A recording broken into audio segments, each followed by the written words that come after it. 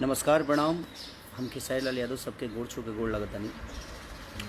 बस एगो बात कहे खातिर हम आइल बनी लाइव सिर्फ कि ज़िंदगी शायद पैसा से बचे वाला नहीं है। जे भी जहाँ बा वो सब सुरक्षित रहें, थोड़ा सा अपन ख्याल रखें, अपने परिवार के ख्याल रखें। और आज हम वही खातिर वो गाना भी छोड़ ले बनी कि कितनों पैसा हो जाए शायद हमनी के जीवन बची ना। और हम जितना भी कंपनी के पास हमारा गाना बा, हम सबसे रिक्वेस्ट करें कि 2-4-5 दिन रहो लोग प्लीज़ कोई गाना मत छोड़ी। ऐसे मत छोड़ी कि आज हर एक घर बाद कोनो ना कोनो प्रॉब्लम बा। तो ये प्रॉब्लम में हम सबके साथ होके के चाहिए, सबकर साथ रही, सभे सहयोग करी। और एमे मनोरंजन के लिए ठीक नहीं लागत। जैसे जे सब परेशान बा, जौन जनता फीवर बढ़ावे चाहे जौन जनता हमनी के प्यार करेला वह जनता आज परेशानी में बा, वह भगवान परेशानी में बा। और वही भगवान के श्रद्धा के फूल चढ़ावे का यानी कि हमेशा गाना बजाना आदमी छोड़ेला चाहे करेला भी, लेकिन ठीक नहीं है। अब ठीक नहीं लागत। बहुत ज़्यादा परेशानी सबके बा, पूरा हिंदुस्तान से लेकर पूरा वर्ल्ड परेशान बा, लेकिन हिंदुस्तान ज़्यादा परेशान बा। धीरे धीरे सब कुछ हो जाई, सब कहीं ना कहीं सम्मान हो जाई, सब सम्मानित हो जाई। तो छोड़ल जाई गाना हमनी का, ऐसा नहीं है कि ना छोड़ल जाई, गावलो जाई। लेकिन अभी तो अपन ज़िंदगी बचावल बहुत ज़रूरी बगे। तो हम रोज सबसे रिक्वेस्ट ये करब, जितना कंपनी के हम गाना देले बनी, आप लोग प्लीज़ 2-4-5 दिन बस कौनो गाना मत छोड़ी। अच्छा नहीं लगा।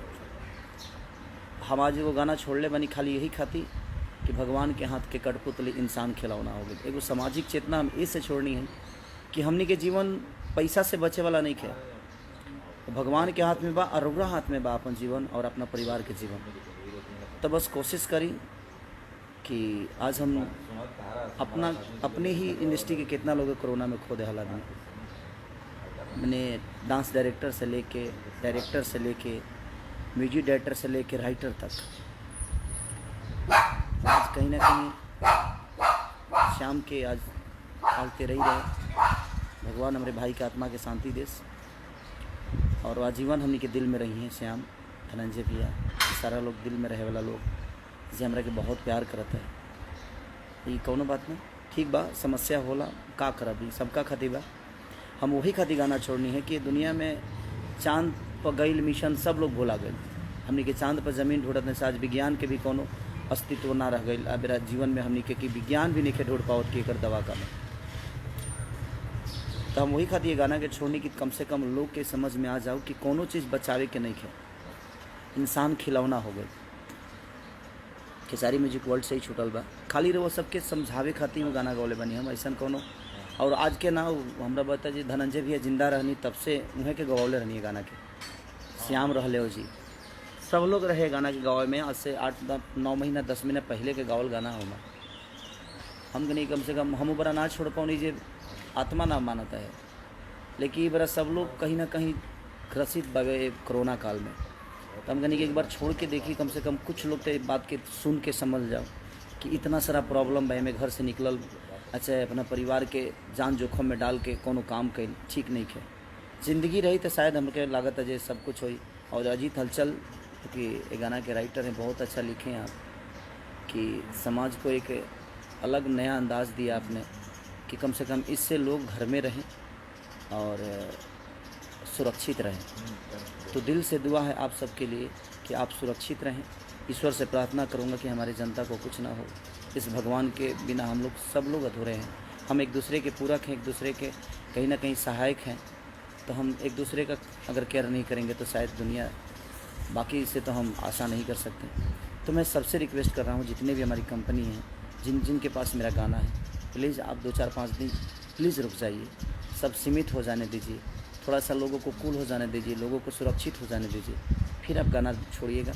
मैं किसी को मना नहीं करूँगा प्लीज़। लेकिन अभी बहुत स्थिति ठीक नहीं है और बहुत आत्मा दुखी है। और अमित सदाना जो हमारे आज तक के एंकर भी थे, कहीं ना कहीं उनको देख के भी, 2-2 बच्चियों को देख के अजीब सा एक माहौल है कि इतना गरजने वाला आदमी आज हमारे बीच नहीं रहा। श्याम देहाती जो कि हर बात उसके लिए एक राइटिंग होती थी, गाना होता था, एक मनोरंजन होता था, आज हमारे बीच नहीं है। धनंजय भैया से लेकर डांस मास्टर से लेकर डायरेक्टर, हर आदमी हम लोग के जीवन से जुड़ा हुआ आदमी, हर आदमी संगीत का पुजारी से लेकर एक आम आदमी, ये कोई ज़रूरी नहीं है कि हम संगीत के पुजारी हैं तो संगीत के ही लोगों के लिए हमारे जीवन में श्रद्धा है, नहीं। हमारे जीवन को चलाने वाले आप सब हैं। आपके बिना हमारी जीवन अधूरी है। आप सुरक्षित रहेंगे तो शायद हमारी जीवन भी सुरक्षित है। तो मैं सबसे रिक्वेस्ट करता हूँ कि आप अपना ख्याल रखिए। आप अपने जीवन को बचाने के लिए, अपने परिवार को बचाने के लिए आपको घर में रहना बहुत ज़रूरी है। आज नहीं तो कल हम साम्राज्य कमा लेंगे, हम पैसे कमा लेंगे, लेकिन रहेंगे तो कमाएंगे। तो इसलिए मैं सबसे रिक्वेस्ट कर रहा हूँ कि प्लीज़ आप अपना ख्याल रखिए और अपने परिवार और अपने माँ बाप का, अपने लोगों का ख्याल रखिए। Love you. और ईश्वर करे कि आप सबको कुछ ना हो।